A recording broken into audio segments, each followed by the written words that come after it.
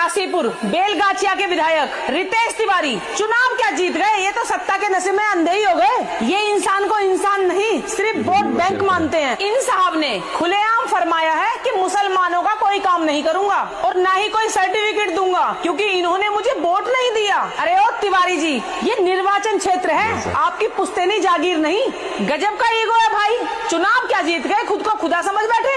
जनता ने आपको सेवा करने के लिए चुना है, मोहल्ले में नफरत का ठेका चलाने के लिए नहीं। आप जिस नफरत की आग में घी डाल रहे हो ना, कल यही आग तुम्हारे घर तक भी जाएगी। याद है 1905 का बंगाल विभाजन, लॉर्ड कर्जन ने भी यही घिनौनी चाल चली थी, मुसलमानों और हिंदुओं के बीच दीवार खड़ी करने की। आज 120 साल बाद आप उसी कर्जन की नाजायज नफरत वाली विरासत को आगे बढ़ा रहे हो। अरे थोड़ी शर्म आनी चाहिए आपको। आप कहते हो कि सर्टिफिकेट नहीं देंगे। रितेश जी, आप कौन होते हो बोलने वाले? क्योंकि ये देश बाबा साहब के संविधान से चलता है, किसी विधायक की कुर्सी से नहीं। जिस टाइम आपने शपथ ली थी, क्या वहाँ पे ये लिखा था कि सिर्फ अपनों का भला करूंगा? तब तो उस टाइम बड़े धर्मवीर बन रहे थे।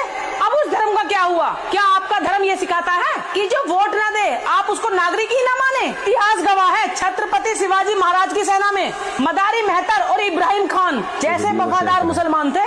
उन्होंने तो कभी नहीं कहा कि मैं सिर्फ हिंदुओं का राजा हूँ।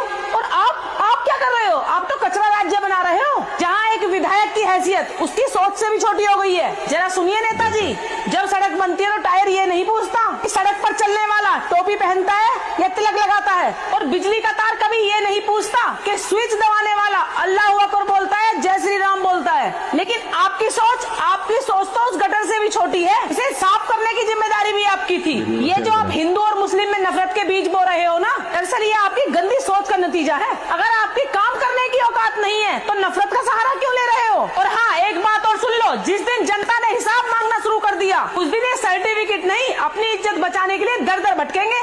आज आप सत्ता के नशे में अंधे होकर मुसलमानों को निशाना बना रहे हो। लेकिन मेरी एक बात याद रखना, लोकतंत्र की लाठी में आवाज नहीं होती। और हाँ, ये वही बंगाल है जिसने बड़े बड़े तानाशाही को धूल चटा दी। और हाँ, अगली बार जब वोट मांगने आओ तो चेहरे से नफरत का नकाब हटा के आना, वरना जनता ऐसा सर्टिफिकेट थमाएगी आपकी 7 पुश्तें राजनीति करना भूल जाएंगी। और हाँ, एक बात और बोलना चाहती हूँ, पीछे लगे तिरंगे का अपमान करना बंद कीजिए। उसमें जो हरा रंग है ना, वो इस देश की खुशहाली का प्रतीक है, आपके नफरती भाषणों का टारगेट नहीं।